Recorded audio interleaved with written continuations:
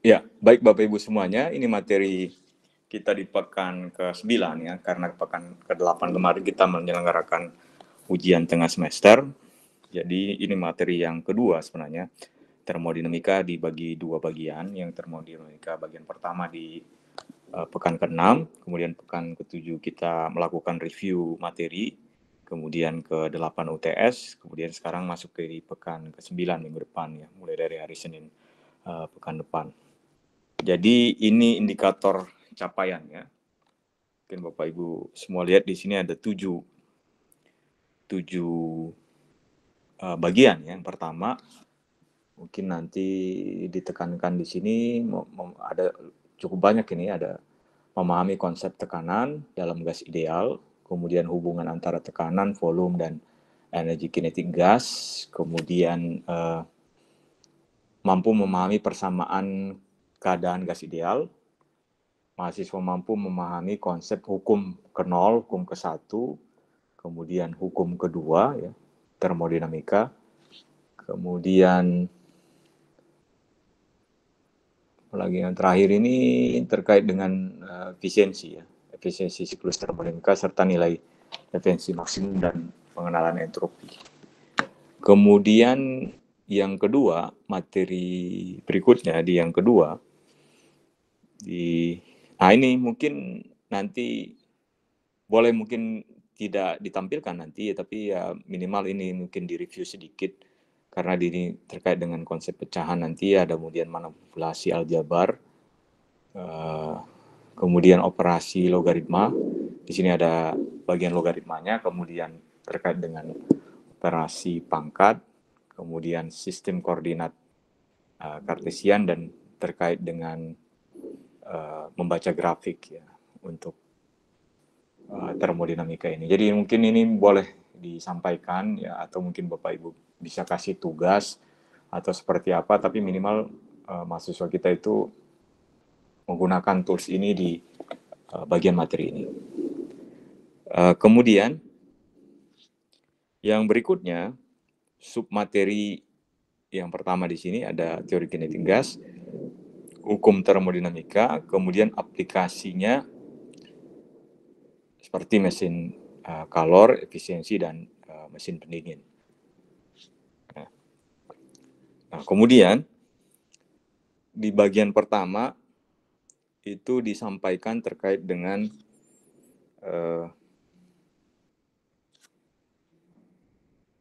definisi dulu ya. Jadi termodinamika sesuai dengan istilahnya berarti dia berkaitan dengan dinamika termal ya atau panas. Jadi kita di sini berkaitan dengan mempelajari panas, kerja, kemudian energi, kemudian di sini juga kita menggunakan konsep sistem dan lingkungannya atau surrounding. Kemudian ada sistem, sesuatu yang menjadi fokus perhatian kita itu contoh, misalkan di sini contohnya ya, gas dalam piston, es yang mencair ya, air mendidih, kemudian lingkungan, berarti di sini kaitannya lingkungan, berarti ya, lingkungan itu berarti semua di luar sistem ya.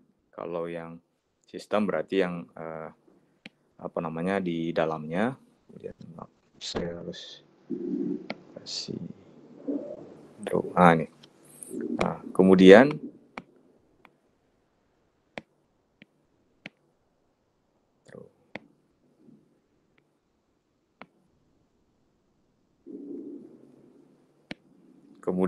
berikutnya terkait dengan sistem dan lingkungan, berarti energi dapat mengalir keluar atau masuk ya dari sistem ke lingkungan dan sebaliknya, itu melalui panas ya, pertukaran energi karena perbedaan suhu, kemudian kerja, pertukaran energi karena ada gaya dan perpindahan ya. Ini saya gunakan terus ini ya, nah itu. Jadi itu tadi ada sistem di sini, sistem, kemudian lingkungan. Nah, ini yang paling penting kita bahas. Mungkin ini sekedar ilustrasi aja ya yang dibuat di sini, misalnya digunakan itu misalkan mesin untuk lokomotif di sini, kemudian di kendaraan bermotor, di AC, kemudian di pendingin, atau di konsep yang lebih umum di alam semesta juga berkaitan dengan misalnya ini latar belakang kosmik misalnya, atau terkait dengan bintang-bintang, atau itu sebenarnya tambahan aja.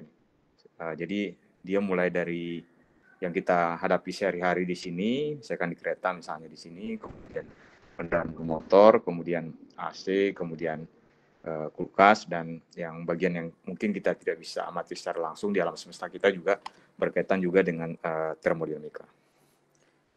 Nah, kemudian berikutnya yang real kita hadapi itu sebenarnya itu berasal dari partikel yang ada di dalamnya ya. Jadi ada partikel yang ada di dalam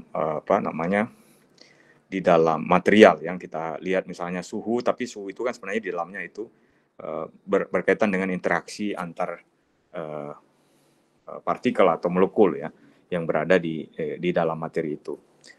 Jadi misalnya ini konsep gas ideal. Gas ideal berarti tidak ada gaya, dianggap ya ideal gasnya, berarti tidak ada gaya antar molekul. Kemudian yang real sebenarnya itu terjadi interaksi tentunya antara molekul ya atau partikel yang satu dengan partikel yang lain. Tentunya banyak terjadi gaya ya.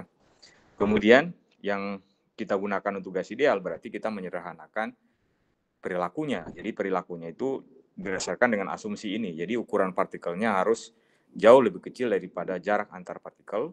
Kemudian tidak ada gaya interaksi yang lain ya antar partikel seperti gaya listrik dan gaya gravitasi dan seterusnya. Kemudian tumbukannya tentunya dia lenting sempurna biar dia mengikuti kaidah kekalan energi mekanik ya.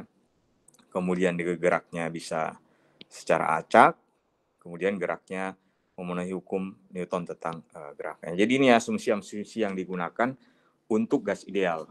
Kemudian untuk gas ideal berlaku hubungan ini ya, hubungan antara bahwa perkalian antara tekanan dan volume itu dia sebanding ya dengan tetapan di sini, di tetapan, kemudian dengan suhu ya. Kemudian bisa juga kita kaitkan kalau misalnya tekanan suhunya naik berarti tekanannya naik ya, atau volumenya dia turun berarti dia tekanannya naik ya. Bisa juga kita sampaikan seperti itu. Kemudian ini variabel-variabelnya, jadi tekanan di sini volume, kemudian ini jumlah berkaitan juga dengan jumlah molekul gasnya, itu berarti tekanannya ada di internal di dalamnya. Kemudian jumlah, mungkin direview lagi ini terkait dengan mol, itu berarti perbandingan antara jumlah partikel dan bilangan Avogadro ya. Bilangan Avogadro itu sekitar 0,6 ya, 6,02 ya, kalau tidak salah 10 pangkat 23 ya bilangannya. Kemudian konstanta gas secara umum, kemudian temperatur gas ya. Kemudian juga kita juga biasanya menggunakan konstanta namanya konstanta Boltzmann ya. Konstanta Boltzmann itu berarti perbandingan antara konstanta gas umum ini kemudian dibandingkan bilangan Avogadro. Kemudian hubungan antara mol tadi, jumlah mol gas itu, kemudian dengan massa gas, itu kita bisa kaitkan dengan persamaan ini ya. Persamaan ini. Kemudian jadi massa gasnya tadi itu berarti molnya dikali dengan bilangan massa dan jumlah ini atom rata-rata ini dan massa molekul perbanding atom rata-rata ini AR, kemudian molnya itu berarti N dikali AR. Kemudian berikutnya masuk ke teori kinetik gas. Jadi kan partikelnya ini saling berinteraksi satu sama lain, kemudian berdasarkan hukum Newton. Ini sebenarnya sekedar review sebenarnya. Di sini kan kalau mungkin Bapak Ibu semuanya menjelaskan, ya berarti ada interaksi di sini, berarti ada perubahan momentum di sini, atau gayanya sebanding dengan perubahan momentumnya di sini. Kemudian kita anggap dia terjadi interaksi di sini, berarti ada perbedaan momentum. Kemudian kita bisa lihat gaya yang itu kita bisa kaitkan dengan kecepatan di sini. Kecepatan berarti gaya besar gayanya itu sebanding dengan kecepatan kuadratnya, kemudian berbanding terbalik dengan L di sini, jarak di sini. Kemudian kecepatannya tentunya dia pada 3 dimensi itu adalah seperti ini ya. Kecepatan pada 3 dimensi. Kemudian ini kalau yang tadi kan cuma 1 dimensi saja ini, tapi kalau kita general itu kecepatannya seperti ini. Kemudian kita bisa dapatkan gayanya, hubungan gaya dengan kecepatan rata-rata di sini. Mungkin spesifiknya mungkin lebih ke sini ya konsepnya, berarti gaya itu banding dengan berapa kecepatan rata-ratanya dibanding dengan L ini ya tadi apa jarak ini ya, sini ke sini ke sini. Kemudian kita ini sebenarnya penurunan sebenarnya ini. Kemudian ingatkan berarti gaya itu adalah tekanan adalah gaya persatuan luasnya. Kemudian ini juga kita dapatkan gaya berkaitan dengan juga dengan kecepatan dan seterusnya, sehingga kita bisa dapatkan hubungan ini gaya, tekanan dan kecepatan rata-rata. Kemudian dari sini kita dapatkan energi kinetik rata-rata itu sebanding dengan suhunya. Jadi berarti suhunya makin naik, itu berarti energi kinetik rata-ratanya itu makin tinggi ya. Itu sejalan ya, karena misalnya kecepatannya itu makin naik ya, kecepatannya makin naik, kemudian partikel itu dia juga makin cepat ya energi kinetiknya karena suhunya naik ya. Nah, itu sangat logik sekali ya. Jadi kaitan antara suhu dan energi kinetik ya. Jadi dia makin cepat partikelnya itu mengalami interaksi ya.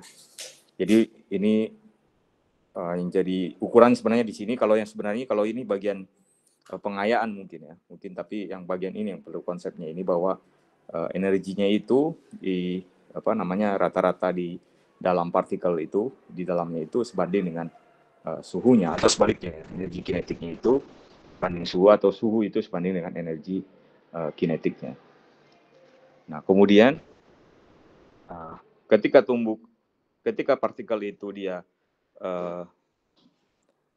mengalami interaksi di dalamnya, kemudian kita bisa lihat dengan menggunakan konsep temperatur ya, itu kita lihat probabilistiknya di sini ya. Jadi distribusi Maxwell-Boltzmann di sini kita bisa lihat bahwa ketika suhunya dia di sini suhunya ini 300 ya, kemudian dia 1200, kemudian di sini kita bisa lihat ketika dia suhunya naik ya, kita bisa lihat kemungkinan kecepatannya itu adalah ini ya 800 meter per sekon. Kemudian kalau misalnya dia suhunya di sini dia turun, berarti kecepatan rata-ratanya di sini, rataannya di sini ya, yang paling mungkin yang paling besar itu kecepatannya itu sekitar 400 meter per detik ya. Kalau ini presentasi molekulnya per satuan kecepatan unit satuan kecepatan ya kalau di sini. Kemudian ini contohnya misalnya udara di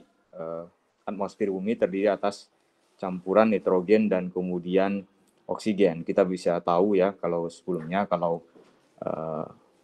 nitrogen itu massa molekulnya sekitar 28 satuan massa atom ya, atomic mass unit. Kemudian oksigen itu sekitar 32, lebih berat.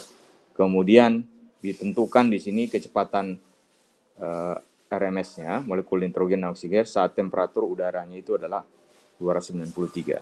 Ya mungkin bisa dijelaskan seperti ini ya. Jadi kalau misalnya seperti ini berarti kita masukkan tadi ke persamaannya tadi. Persamaannya ini tadi hubungan bagian ini tadi ya di persamaan. Kemudian dari sini kita bisa turunkan kecepatan RMS-nya, kita bisa dapatkan. Kemudian kita bisa hitung massanya, massanya di sini ya. Massanya di sini, kemudian kita hitung dengan menggunakan persamaan ini, kita dapatkan FRMS untuk nitrogen. Kemudian sama dengan cara yang sama kita menggunakan ini dapat kita dapatkan FRMS itu 478 meter per detik untuk oksigen ya. Tentunya ya sesuai dengan ini ya. Kalau misalnya dia masanya dia lebih besar, berarti kan VMRS-nya kecil ya. Ini kan jadi masanya lebih besar,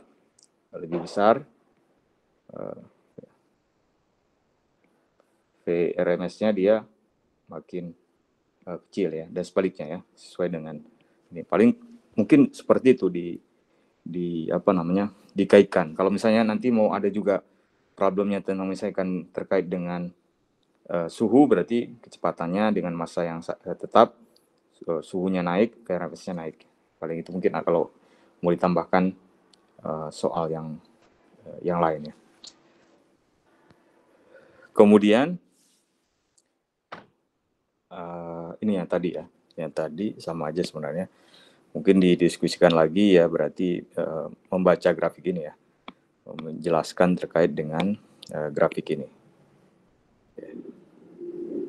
Kemudian ini hukum termodinamika mungkin dijelaskan satu persatu terkait dengan konsepnya. Kalau misalnya hukum ke-0 berarti berkaitan dengan kesetimbangan termal ya.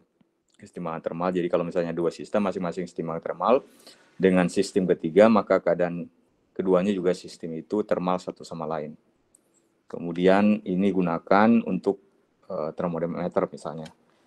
Kemudian hukum pertama terkait dengan kekalan energi, di sini kita bisa lihat kekalan energi antara panas, kerja, dan energi dalam. Contohnya di sini sederhana, gas memuai menerima panas dan melakukan kerja misalnya pada piston. Kemudian hukum kedua di sini, panas mengalir spontan dari suhu yang tinggi tentunya ke suhu yang rendah. Nah, tidak sebaliknya ya. Tentunya harus catatan di sini tanpa kerja eksternal. Contohnya AC kan bisa berbanding kulkas ya misalnya, kita bisa modifikasi ya. Kemudian menentukan arah alami makna fisiknya, kemudian es mencair di udara hangat dan seterusnya. Kemudian tidak ada sistem yang mencapai suhu nol mutlak ya. Jadi menunjukkan bahwa batas suhu dan entropi itu minimum. Suhu terendah dicapai hanya mendekati 0 Kelvin. Mungkin di bagian pertama sudah pernah kita jelaskan, ini tidak ada partikel yang bisa mencapai 0 mutlak ya. Kemudian itu yang slide yang ke-12. Kemudian ini masuk ke hukum pertama termodinamika. Berarti kita bisa lihat di sini energi dalamnya itu berarti berkaitan dengan selisih ya, energi panas ya atau kalor terhadap kerja. Kemudian di sini kita bisa lihat di definisi ya, energi dalam jumlahan antara total energi kinetik dan energi potensial ya, energi yang di dalamnya ya. Konsepsinya pada gas ideal ya. Jadi gas ideal berarti di sini energinya itu adalah energi kinetik total. Kemudian panas di sini bernilai positif kalau kita tambahkan atau datang ke sistem. Ini mungkin definisi beberapa mungkin di kimia berbeda ya.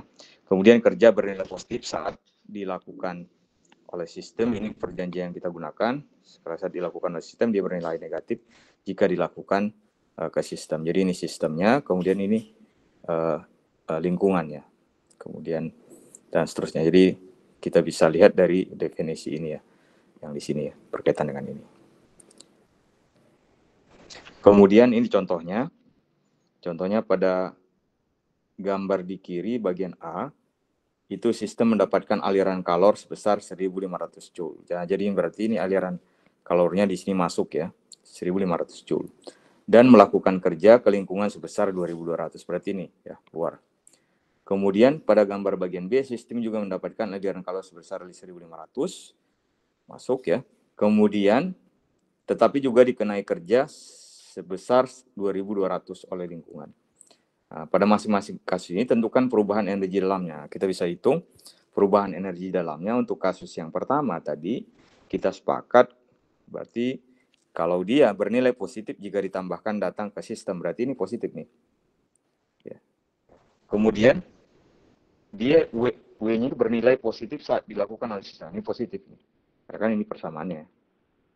Kemudian berapa perubahan masing-masing kasus ini, perubahan energi dalamnya adalah minus 700, kemudian yang satu lagi, yang tadi, Q-nya positif, ketika ditambahkan ya, atau datang ke sistem, Q-nya positif. Kemudian, kalau kerjanya dilakukan terhadap sistem, dia negatif, maka ini negatif. Nah, ternyata perbedaan energi dalamnya itu berbeda ya. 3.700 dan 3.700. Kemudian hukum termodinamika yang lain kita tekankan, mungkin sekedar review di sini, hubungan antara grafik ini ya, membaca grafik yang paling penting antara tekanan kemudian di sini volume. Berarti kalau bisa kita lihat di sini kan, di ini tekanannya di sini dia konstan ya, isobar di sini kan, isobar sama kemudian tekanannya ya, tekanannya di sini dia konstan, yang berubah di sini adalah volumenya ya. Mungkin itu mungkin membaca grafik. Kalau seperti ini kan berarti kalau misalnya di dalam grafik berarti kan ada Y, ada X misalnya. Berarti kan kalau yang sejajar dengan ini dia maaf ini biar lebih jelas ya. Jadi seperti ini ya.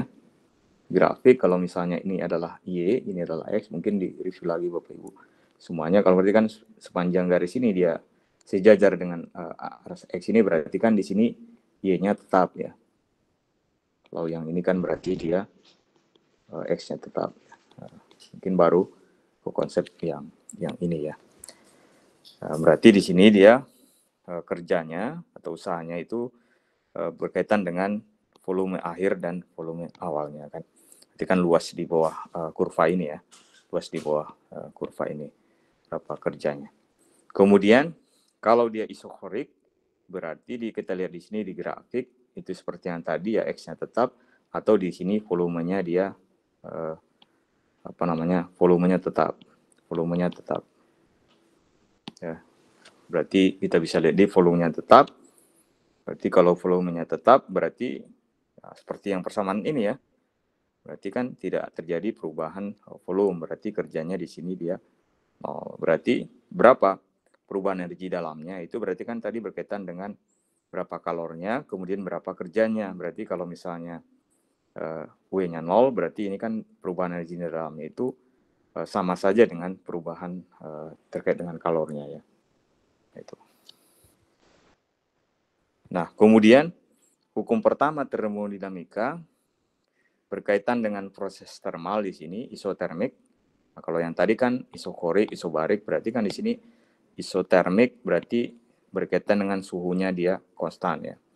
Nah, suhunya konstan berarti perubahan energi dalamnya itu dia sama dengan 0. Berarti kita bisa lihat sini dapat kerjanya. Sebenarnya bisa kita turunkan ini, tapi nggak perlu kan. Sepertinya kalau mungkin Bapak Ibu semuanya pernah mengajar di materi fisika dasar fisika dasar 1 sebelumnya di tahun lalu, mungkin kita harus turunkan ini ya. Tapi kalau ini cukup melihat hubungan antara kerjanya kemudian dengan hubungan antara volumenya, volume akhir awalnya ya. Kalau ini kan tetapan, kalau ini ya berubah memang, tapi kita bisa anggap dia tetaplah sesuai dengan partikelnya ya atau molekulnya.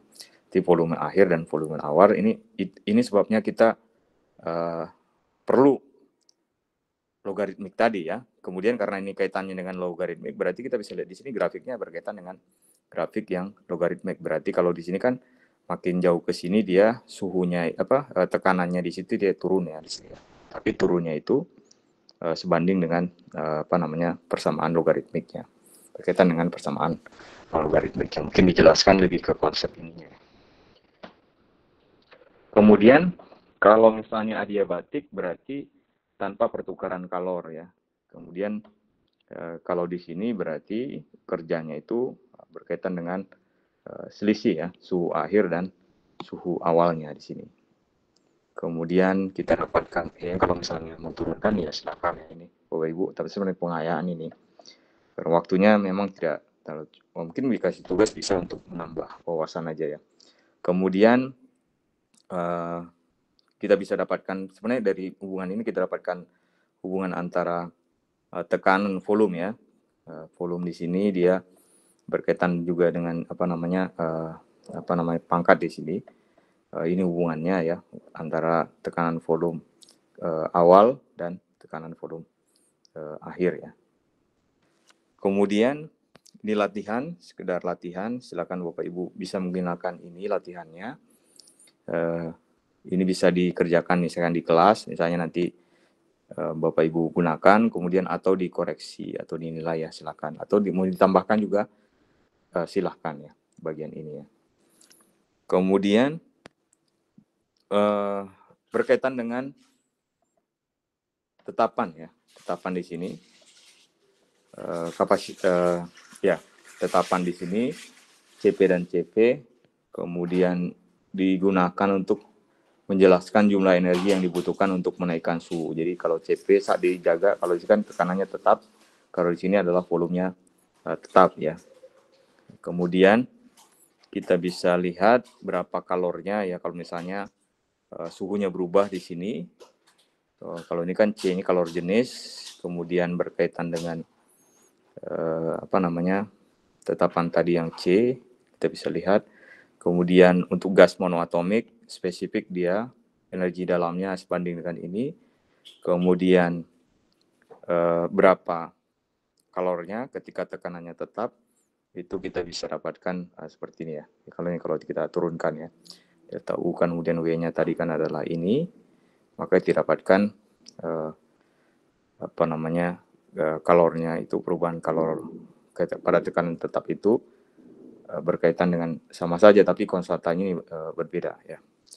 Kemudian hukum pertama ini kalor jenis molar ya, kemudian ini tetapan tadi berkaitan dengan perbandingan ya. CP dan CV, kemudian sebenarnya sama aja seperti yang tadi, kemudian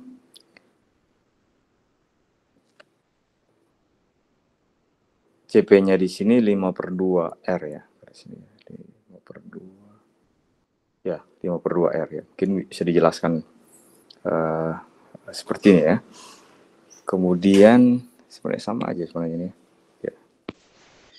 Nah, kemudian yang berikutnya sekarang baru definisi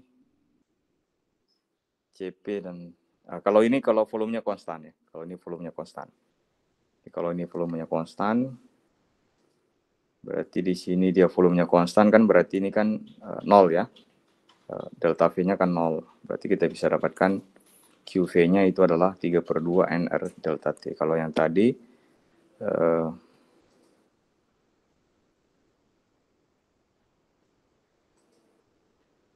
ya, kalau yang ini tadi P-nya konstan, tadi kan P-nya konstan berarti kan isobarik ya. Isobarik. Kemudian yang berikutnya ini tadi volumenya konstan. Nah, kemudian baru ke hukum kedua ya. Jadi terkait dengan mesin kalor ya. Jadi kalau ini kan ada reservoir tinggi, kemudian reservoir suhu yang dingin ya. Jadi kalau yang di sini adalah kalor inputnya atau disuplai oleh reservoir panas, kemudian W di sini sebagai kalor digunakan untuk melakukan kerja, kemudian Q ini yang dibuang ya, ini yang dibuang. Kemudian kita bisa lihat efisiensinya itu berbandingan dengan kerja dan yang masuk tentunya. Ya, berapa kalor yang disuplai di input ya. Itu berarti kalor yang di input itu kan berarti sama dengan besar kerjanya ditambah dengan yang ada di reservoir pendingin ya. Nah, jadi efisiensinya tentunya berkaitan dengan atau E ya kita gunakan di sini. E itu berarti berkaitan dengan kerja yang dihasilkan dibanding dengan kalori yang diinput. Nah, kemudian proses termodinamika ya. Proses termodinamika di sini dia reaksinya reversible ya. Reversible berarti dapat dibalik ya. Dapat dibalik berarti sistem dan lingkungannya bisa kembali ke kondisi awalnya. Terjadi saat perlahan kemudian dia berada dalam kesetimbangan. Ini contohnya mungkin bisa dijelaskan. Kemudian berikutnya juga ada proses yang tidak bisa dibalik ya. Sistem lingkungan tidak bisa kembali normal ya. Ya, contohnya ya ini gesekan tentunya kalau di kinematika turbulensi, perbedaan suhu dan seterusnya. Tidak bisa kita balikkan kembali. Contohnya juga pembakaran bensin ya, kita tidak bisa mengembalikan kembali energinya. Kemudian hukum masih kedua ya berkaitan dengan prinsip Carnot ya. Mesin Carnot ideal bekerja secara reversibel antara dua sistem reservoir panas ya. Jadi di sini ada suhu tinggi, kemudian di sini ada suhu yang rendahnya. Jadi mesin Carnot bekerja mengikuti siklus Carnot, mematuhi prinsip Carnot di sini. Ya. Kemudian kita dapatkan efisiensinya berkaitan dengan ini.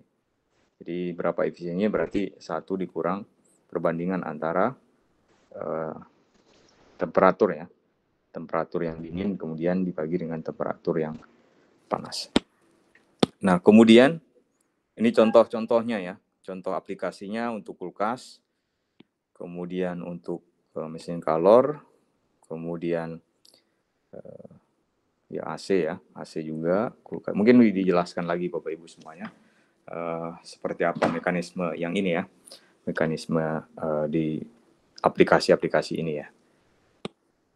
Kemudian yang saya rasa ini terakhir ya, terkait dengan entropi ya. Jadi di entropi berarti ukuran ya, atau ya tentunya tingkat ketidakteraturan ya, atau tingkat seberapa tersebarnya energi dalam satu sistem. Makin besar entropi ya tentunya makin, jadi kalau misalnya entropinya naik kan berarti makin tidak teratur ya, sebanding dengan ini ya. Ya, jadi kalau misalnya dia entropinya dia naik ya, maka dia berarti makin tidak teratur atau makin acak ya. Makin sulit energi dimanfaatkan untuk kerja ya. Jadi contohnya misalnya ini ada es, kemudian dia entropinya naik, kemudian dia mencair ya. Kemudian kalau sebaliknya berarti dia entropinya harus turun ya. Nah, jadi di hukum kedua ini berkaitan dengan termodinamika, entropi dalam semesta itu tidak berubah akibat proses reversibel ya. Total entropi alam semesta meningkat akibat proses irreversibel yang nggak bisa balik ya. Kemudian pada siklus Carnot kita bisa lihat hubungan antara kalor ya, suhu dingin dan panas di sini. Kemudian berkaitannya berarti sebanding ya dengan suhunya, suhu dingin suhu panas, dan kita dapatkan relasi ini ya. Kemudian sehingga perubahan entropi itu berarti kita bisa lihat nol ya di sini ya, perubahan entropi. Jadi proses reversibel tidak mengubah entropi di alam semesta ya. Kalau misalnya dia reversibel ya.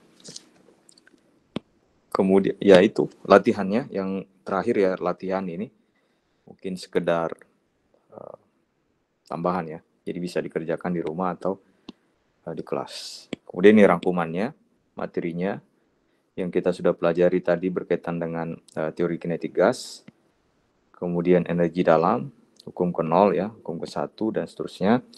Kemudian berkaitan dengan efisiensi dan entropi. Jadi itu materinya. Sebenarnya banyak ini materinya, tapi terkait indikatornya tadi kita review lagi ya. Jadi indikatornya ini berarti tadi memahami konsepnya, konsep tekanan, kemudian gas ideal, untuk gas ideal maksudnya, hubungan antara tekanan, volume ya, dan energi kinetik, tadi udah ya. Kemudian memahami persamaan keadaan gas ideal, tadi sudah. Kemudian memahami konsep ke-0 termodinamika, sudah. Kemudian proses-proses termodinamika, isobarik, isokorik, isotermal, dan adiabatik, juga sudah. Mampu menghitung energi dalam gas, ini juga sudah. Mampu memahami berbagai proses hukum termodinamika, baik yang reversibel dan irreversibel, yang tadi sudah. Kemudian efisiensi. Ya. Jadi ini sebenarnya poinnya ini. Silakan Bapak Ibu bisa menggunakan slide ini mungkin, atau ada yang mau ditambah ya silakan. Atau ini sebenarnya cuman sebagai acuan ya. Tapi silakan Bapak Ibu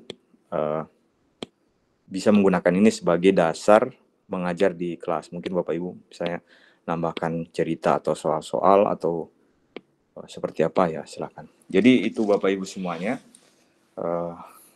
untuk pertemuan ke-9 ya. Mungkin saya tutup dulu, mungkin baru kita diskusi ya. Ya, terima kasih.